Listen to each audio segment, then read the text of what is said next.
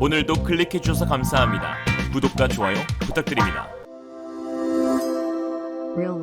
최근 우크라이나 전쟁의 판도가 크게 바뀌고 있습니다. 지난 18일 뉴욕타임스에 따르면 현재 미국 정부는 2014년 러시아가 강제 병합한 크림반도에 대한 우크라이나의 탈환 지원을 검토하고 있다고 밝혔는데요. 크림반도를 공격해도 최근 열세에 처한 러시아가 보복할 여력이 없는 것으로 드러난 데다 향후 다가올 종전 협상에서 우크라이나가 우위에 설 가능성이 커졌다는 판단 때문인 것으로 보입니다. 지난해 2월 전쟁 발발 이후 러시아와 우크라이나는 크림반도를 두고 줄곧 대치해왔습니다. 러시아 푸틴 대통령은 크림반도를 러시아 고유 영토라고 주장하고 있는데요. 젤렌스키 우크라이나 대통령 역시 지난 18일 세계경제포럼 화상연설을 통해 크림반도는 우리 땅이라고 지칭하며 이곳을 수복해야 전쟁이 끝난다는 것을 밝혔습니다. 이에 미국이 크림반도 탈환까지 지원을 이어간다면 크림반도 병합을 최대 업적으로 선전했던 러시아 푸틴 대통령에게는 초비상이 아닐 수 없는데요. 우크라이나 남부에 있는 크림반도는 최대 군사적 요충지로 꼽힙니다. 러시아군은 지난해부터 이곳을 후방 보급기지로 쓰기도 했으며 상징성이 큰 지역인 만큼 우크라이나가 이곳을 수복하게 된다면 향후 미칠 파장이 어마어마한데요. 프레드릭 호지스 전 유럽 주둔 미군 사령관은 러시아의 확전 위협이 생각과 다를 수 있다는 점을 바이든 행정부가 인식하고 있는 것 같다고 내다봤습니다. 현재 러시아군의 충격적인 내부 실태가 폭로되는 사건도 있었는데요. 러시아 방송사에서 주관한 TV 토론에서 한 러시아 군사 전문가가 이번 특수 군사작전은 참담한 실책이었고 나라를 멸망으로 몰고 가는 무의미한 상황을 초래하고 있다고 말한 것입니다. 반대 측에서 전선에 있는 러시아군의 용기를 말하자 그가 정치적인 리더십의 재앙적인 실수라고 반박한 것인데요. 러시아 군사 전문가가 진심으로 말하는 것이라면 그가 잃을 게 없는 사람인 것이고 푸틴이 시키는 대로 말했다면 누군가에게 책임을 전가할 밑밥을 까는 것이고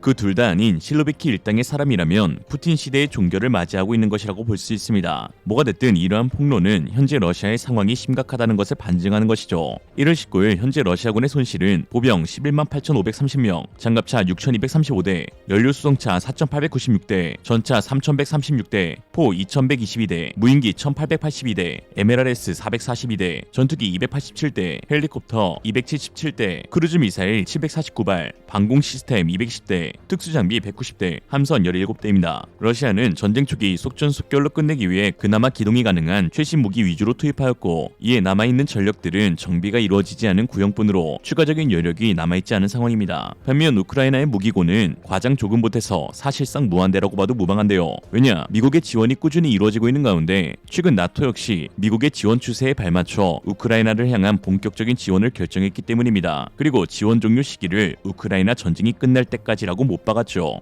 로이터 통신에 따르면 지난 19일 에스토니아, 영국, 폴란드, 라트비아, 리투아니아 국방부 장관들과 덴마크, 체코, 네덜란드, 슬로바키아 측 대표단은 회의를 통해 우크라이나에 지원될 미사일, 스팅어 방공 시스템, 대공포, 기관총 등 역대급 군사 패키지를 발표했습니다. 영국은 우크라이나에 브림스톤 미사일 600기와 챌린저2 전차를 지원하기로 하면서 우크라이나에 대한 우리의 지원이 시들해질 것이라고 푸틴이 생각한다면 그는 틀렸다. 몇 년이 됐든 끝날 때까지 계속 지원할 것이라고 전했습니다. 폴란드 역시 S-60 대공포와 탄약 7만 발과 함께 특히 레오파드2 전차를 제공할 준비가 돼 있다고 밝혔고 에스토니아는 자주포 등 1억 1,300만 유로 규모의 군사 장비를 우크라이나에 지원하기로 했습니다. 이 밖에도 라트비아는 스팅어 방공 시스템을, 리투아니아는 수만 개의 탄약을 장착한 L-70 대공포 수십 대와 Mi-8 헬기 등을 지원하겠다고 약속했죠. 이들은 공동 성명에서 우리는 전차, 중포, 방공, 탄약, 보병 전투 차량 등 유례없는 규모의 무기를 우크라이나에 기부할 것을 약속한다면서 우크라이나가 러시아군의 저항에 병사들을 영토에서 몰아낼 수 있도록 지원할 것이라고 전했습니다. 한편 나토의 영국들의 무기 지원이 본격화됨에 따라 이에 독일 정부도 레오파드2 전차 지원 약속을 이행하라는 비판의 목소리가 커지고 있습니다. 그러나 어째서인지 독일의 반응은 탐탁치 않은데요. 우크라이나는 그간 지상전에서 러시아를 제압할 수 있는 중무장 전차 지원을 서방에 요구해왔습니다. 젤렌스키 대통령은 스위스 다보스에서 연설을 통해 특수 전략 무기의 절대적 부족을 호소하면서 누군가 다른 사람이 전차를 준다고 해야 나도 전차를 주겠다라고 말할 시간이 없을 때도 있다면서 독일의 애매한 태도를 감정적으로 비판했습니다. 독일은 장갑차 지원만 약속한 상태로 현재 중무장 전차 지원 의사를 밝히지 않았는데요. 그러면서 미국이 에이브람스 전차를 먼저 지원하면 독일도 레오파드 전차를 보내겠다라고 하여 그 체면을 구기고 있습니다. 전차 강국 개같이 멸망. 독일은 전차 지원을 거부하는 이유에 대해 확전을 염려하고 있기 때문이라고 밝혔으나 알고 보니 사실 다른 문제가 숨어 있었는데요. 이거 참 대박입니다. 독일이 전차 지원 의사를 밝히지 않은 이유는 자국 방산 업체의 생산 능력과 재고에 한계가 있기 때문입니다. 즉 우리 전차 주고 나면 우리도 전력 공백이 생기는데 독일 방산 업체들의 생산 라인 상황이 심각하니 줄 수도 또 안 줄 수도 없는 노릇이라는 거죠. 독일 라인멘탄 CEO 파페르게르는 현재 재고를 갖고 있는 레오파드 전차의 전투 준비를 완료하는 데에도 몇 달이 걸리고 수억 유로가 들기 때문에 주문이 확인돼야만 준비를 할 수 있다. 거기에 생산 라인 가동 문제로 2024년 이후에나 전차 생산이 가능하다라고 언급했는데요. 독일산 전차 및 자주포의 가동률은 현재 유럽에서도 크게 화제가 되고 있습니다. 독일은 지나친 군축으로 인해 스페어 부품 생산 업체들이 파산을 면치 못했고 이에 자체 생산은커녕 기존 재고품이나 운용되고 있는 전차들의 장비에도 큰 차질을 빚고 있습니다. 반면 한국산 무기들은 엄청난 가동률을 자랑하고 있는데요. 한국군의 규모가 워낙 크고 현재도 휴전국으로 개량 및 발주가 끊이진 않다 보니 부품 제조 업체들의 생산 라인이 원활히 이루어져 원할 때마다 언제든지 즉시 보충이 가능하다는 장점이 있습니다. 한국과 같은 기술력과 생산 라인 그리고 후속 지원을 가진 나라는 없다고 봐도 무방하죠. 한편 독일이 생산한 레오파드2 전차를 보유하고 있는 유럽 각국들이 우크라이나의 전차를 지원할 때에는 생산국인 독일의 승인이 필요하다고 알려져 있는데요. 그러나 최근 폴란드가 저가 그런 거 필요 없어를 시전하고 있어 난리가 났습니다. 20일 CNN에 따르면 폴란드 총리 모라비에츠키는 폴란드가 레오파드를 지원하는데 독일의 허가를 받지 않을 것이라며 우리가 스스로 옳다고 생각하는 일을 할 것이라고 패기 있게 대답했습니다. 그러면서 지금까지 가장 덜 적극적인 것은 독일이라며 결정적으로 중요한 점은 독일군이 중화기를 제공할 것인가이고 주요국들이 20, 30대의 전차를 제공한다면 우크라이나의 차이를 만들 수 있다고 덧붙였습니다. 폴란드와 더불어 에스토니아 역시 자국이 보유한 155mm포 FH-70 열문을 우크라이나에 지원하기로 했는데요. 뭐 겨우 견인포? 그것도 열문이라고 생각하실 수 있지만 사실상 에스토니아는 모든 155mm포를 탈탈 털어서 준 것인데요. 이처럼 폴란드와 에스토니아가 독일과 달리 자국이 보유한 전차와 포를 거리낌 없이 보낼 수 있는 이유는 무엇일까요? 그건 바로 든든한 뒷배인 한국산 무기들이 있기 때문입니다.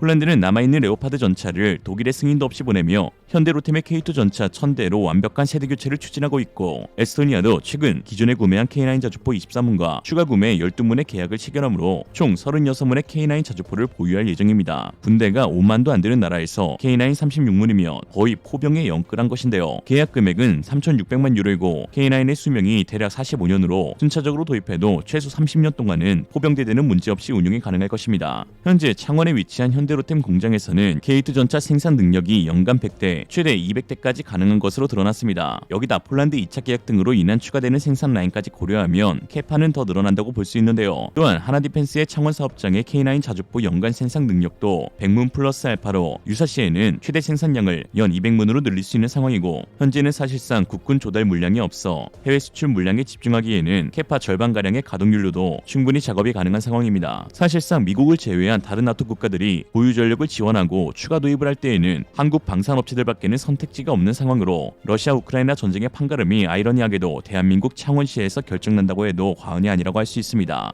뽕 작작해. 그래도 기분 좋은 걸 어떻게 해. 또한 전쟁 여파로 전세계 155mm 포탄과 전차 포탄 재고량이 바닥을 드러내고 있는 상황인데요. 세계 각국이 이 재고 물량 채우기에 나서면서 역시 한국 폭탄 제조업체가 아주 바빠지고 있습니다. 어디냐 하면 바로 세계적인 포탄 제조업체인 풍산입니다. 최근 한 달 새 5,700억 원어치의 포탄 공급 계약을 맺었는데요. 이 한 달 공급 계약액이 2020년 공급분 1년치를 웃도는 규모라고 합니다. 7일 뉴욕타임스에 따르면 지난해 미국 국방부는 한국에 있는 미국군들의 포탄 비축분을 우크라이나로 보내는 방안을 놓고 한국 정부와 협의한 것으로 전해졌습니다. 앞서 미 월스트리트저널은 지난해 11월 미국이 한국으로부터 155mm 포탄 10만 발을 구매한 뒤 우크라이나에 전달할 계획이라고 보도하기도 했는데요. 그러므로 일각에서 비판하는 한국이 전쟁을 부추긴다는 말은 전혀 맞지 않는 게 국방부의 입장처럼 우리나라가 우크라이나에 무기 지원을 해준 적이 없기 때문입니다. 그저 미국에 팔고 있고 미국이 보내고 있는 것이죠. 우크라이나에 지원한 거 아니지? 그래 열심히 하자.